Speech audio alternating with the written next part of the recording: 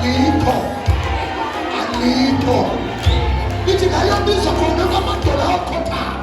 I want to get it out of the Mecca. The name of our Father, the name of our Lord, the name of our Master, his name is Jesus. So tell us out the Lord. By the Holy Ghost. By the Holy Ghost. You see, when you have Jesus, I don't want you to take me light here. And I don't want you to take me in a fundamental way. I want you to take me in a liberal way. Listen to me. When you have Jesus, Jesus doesn't take you to the hospital. He is the hospital.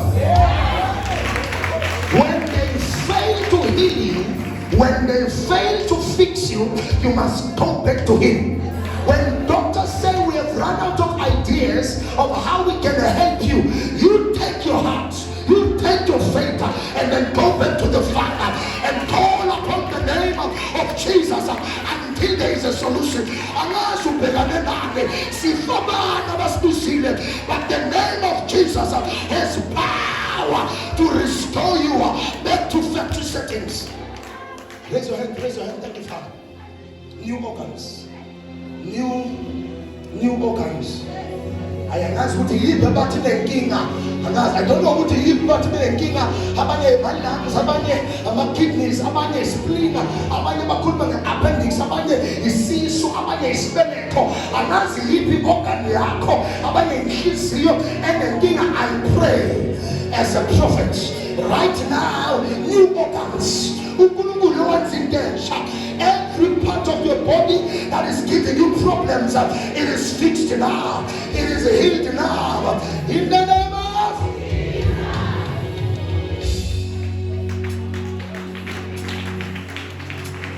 I know some people expect healing to be something visible. Sometimes the Father, when He heals you, He heals you from your molecular structure. He touches cells. He empowers them. He empowers the immune system to kick whatsoever is a problem in your body out of the system. There is a time when Jesus cursed a tree.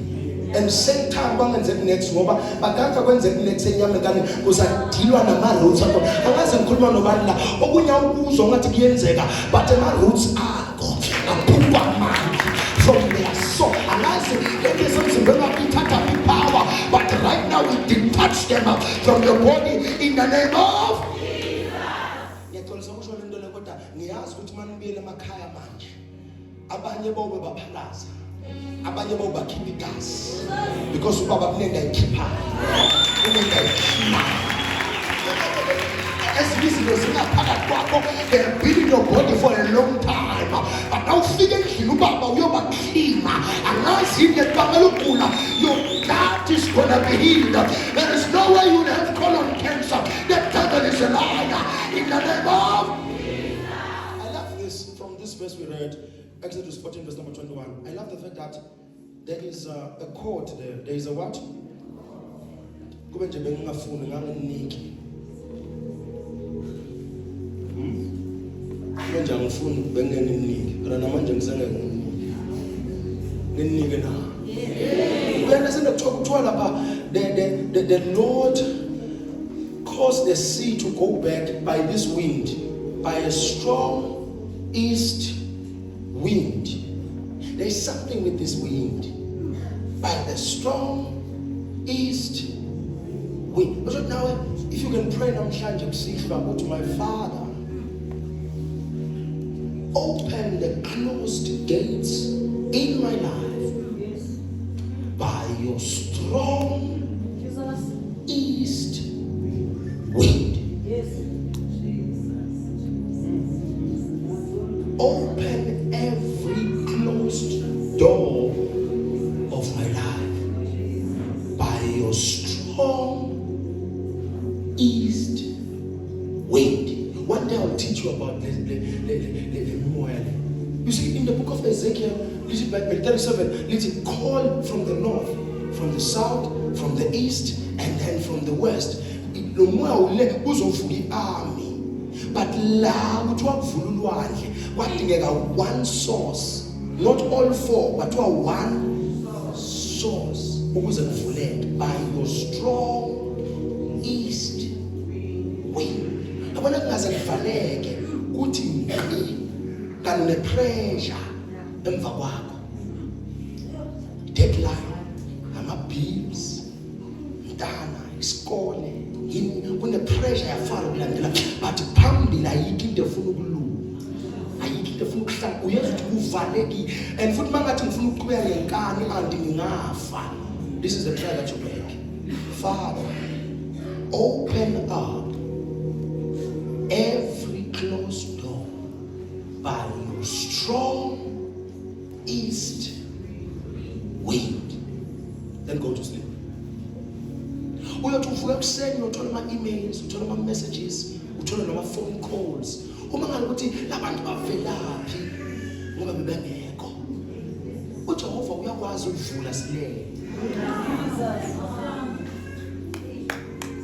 Uyakwazi ukuvula silele. Ushebele umndela from Spirit of Praise 11 wathi thetha moya ngimamele. Wathi thetha moya ngimamele. Inkinga sesikhulume kakhulu. Angakakhulumi yena. Thetha moya ngimamele. Ngakungabili nje namhlanje ushula amagama lawo. Ngiyacela moya khuluma. What uElma akhuluma nendoda ekuthiwa uSamuel wathi maliphinde liphinda lephimbo ukuthi speak, oh Lord, your servant is listening. You see, once you have released the most powerful chord over the atmosphere, this is what you have to do. Go back to your house and say, speak, oh Lord, I am listening. If you can't pray before you sleep, let me just give you a simple line that will change your life. You will be in prayer while you are sleeping. You see, when you wake up around 12 o'clock and you don't know what to say in prayer, say these words. Speak, oh Lord, your servant is listening. Noma kuyolala. Lento zoyibona lapho ayibona umuntu ophupha senyameni. Ibona umuntu ophupha sevela kamoya. You can upgrade the standard of your dreams and the level of your dreams. You can dream from a dimension and see visions that will come to pass because of what you said before you sleep. It's easy for God to speak to you. It's just that He's waiting for you to say to Him, Kuluma baba.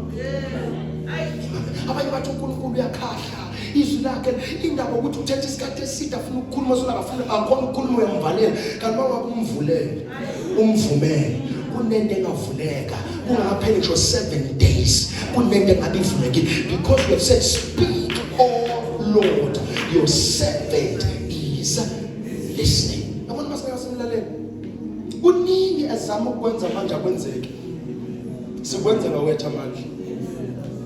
Bathi unothando hlopha sizamile ngawethu amandla. Sizamile ngawethu amandla. Nawe uyakuthi konke lapha ngwakho uyazama ukuyidlula ayenzeki.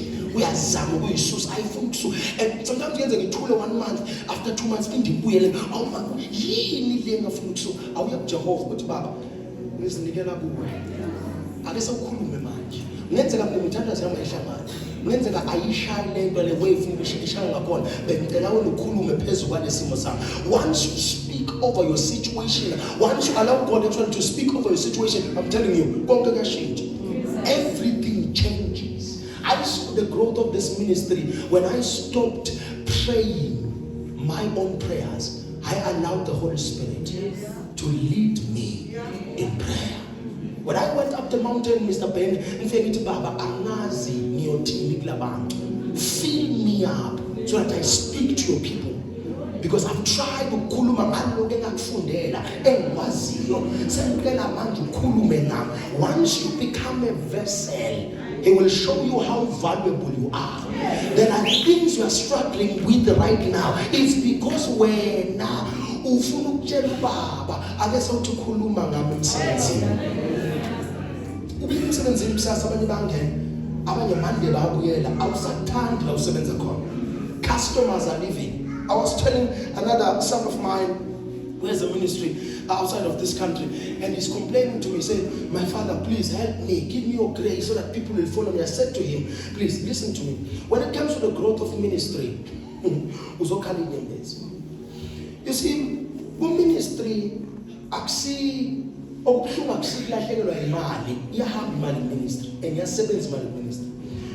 Ministry kufana na business, ukulahlekelwa umuntu owafunga phambi kwabantu wathi ngiyofela la. That hits you so hard. Number 2, in the Mr. Pilusa ministry, ukulahlekelwa umuntu omgrume from scratch. Wamphakamisa waba ilento esingayiyo manje bese uyahamba. It hits you so hard. It hits you. Labona babona abazali bakho bathi lobolo balibeka la. Akusi ngoba bafuna uhambe. Ubuhlungu uhlukana nawe ngoba abazi ukuthi la uyakhona bawuphatha njani. Kuthiwa uba prodigal son beka lokaphuma every day. Abe lokabheka ukuthi ingane yakuya. Ngoba umuntu ombone enza ama mistakes phambi kwakho, wakhula waphakama. Bese kuthi uyahamba umazi wena ukuthi akalungi. Futhi akakulungele. Kuyobhekana nezinye izinto. Kunokunye kumalula mawusephasa phakathi. Yabona ngola phasa lekamali. Kumalula. Kusmooth. Uyabona? Malungana manje la singavele sithulisela ngaphansi kwelo phahla sithi kuyaliyana. Hey liya bathi sikuphi manje? Ozwa le storm.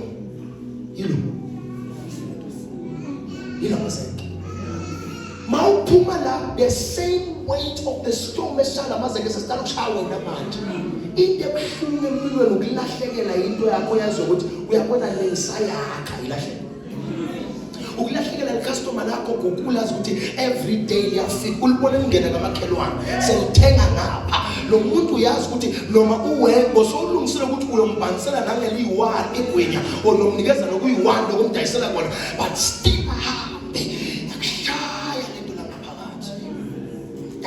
I-growth kanisa kwethu iza naloko. So the more ngilimala, the more ngibona abantu balimala.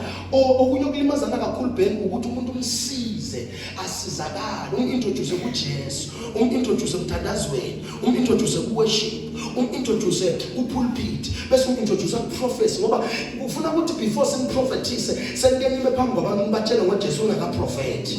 Sintroduce kupulpit bese introduce kuprophecy, binde sikubuyisela kupulpit, sikubuyisela kuprayer, ungikhani sikubuyisela futhi kuprophecy. Why siyatrain angithi? Angina siyakuba ukuthi uyakhula noma ukhuli na. Sesikintroduce kuko konke lokho. Ujike wena. Uthathe lo mkhonto engakunikeza wona. Ngathi uyovikela umuzi. Senibeka wena lapha kulela kona lela. Ngeke basangena abanye ngoba sekunawe. Ubamba umkhonto. Usuke kulela kona lela. Uze straight kulo okufundisa ukuthi umkhonto wakhiwa njani. Uhlabele. Yabo ukuthi kunabanye abawubunzi bangawukhona ukukhuluma ngawo phambi kwabantu. Ngoba labantu abakulimaza manje bantu bongaqabanga ukuthi bangakulimaza manje ndlela abakulimaza. And kubuhlungu ukugwazwa esakhe isikhathi. Ngoba nawe usakhela ukubulala uyasazi ukuthi lesi siyabulala. Sasafunda ke manje ukuthi we shake our hand and we using the right hand, but we carry the stone or a stone on the left hand. So that if I feel that this is not a handshake, it's now a grip that is pulling me down, I use the stone to knock you out. Hello, sawubona. Because now sesisebenza kanzima sithi sakha siphethe ishovela ngabafuna siphethe umkhonto na. And ayikho ebuhlungu njengokuzivikela kubantu owazi kahle ukuthi kumele ngasima nabo uteam A1. Ngoba ngwazi lo moya uvelaphi. Lo kuhlasela umuntu ongabi nawe. Akwazi uvelaphi lo moya wokuluma isandla esibondayo. Akwazi uvelaphi lo moya wokubulala izinto ongamele uyibulala. Na uyabona ukuthi lento ngiyibulala kamele ngiyibulala. La uganga khona nawe uyazi ukuthi akamele ngiyaganga. Lento enyenza akamele ngiyayenza. Uzolimala abantu ebebazokumikisa endaweni ephezulu. Abanye abantu empilweni yakho abasekho hayi ngoba barong abasekho ngoba bathi benza kahle, wena wenza into embi empilweni yakho. Abakufakela isichitho, bathi bakuphethe kahle wabaphatha kahle, bathi bakukhulumisa kahle wabakhulumisa kahle. Funa uzwe umoya ukuthi hayi man, this wind doesn't come from God, this spirit doesn't come from God. Siyakudisemba manje, akakho umuntu engimphoqelele mina or ngimfostile ukuthi abe part of iThanksgiving. Akufuna uhambe utshela abantu la ngaphandle ukuthi basifuna imali eThanksgiving, ngizobabona nge-crossover, bahlala akakho umuntu engimbambe ngoqhoqhoqo. Niyangizwa ngani zakwethu?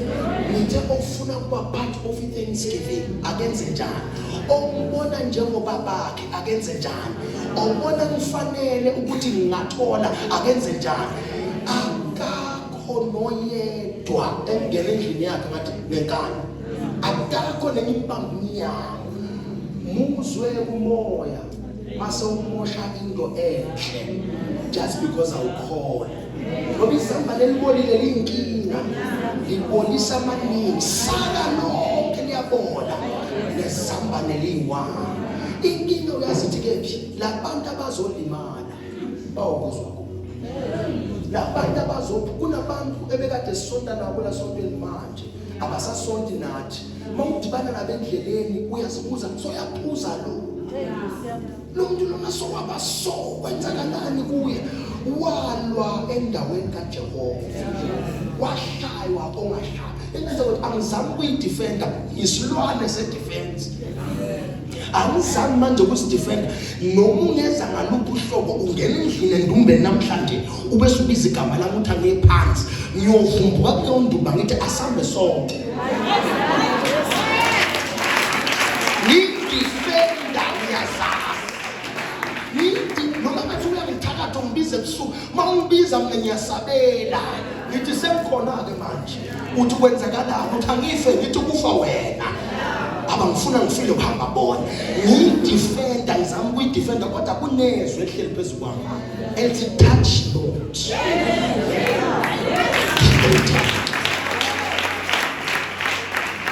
Ifana bazongikhuluma kabi online.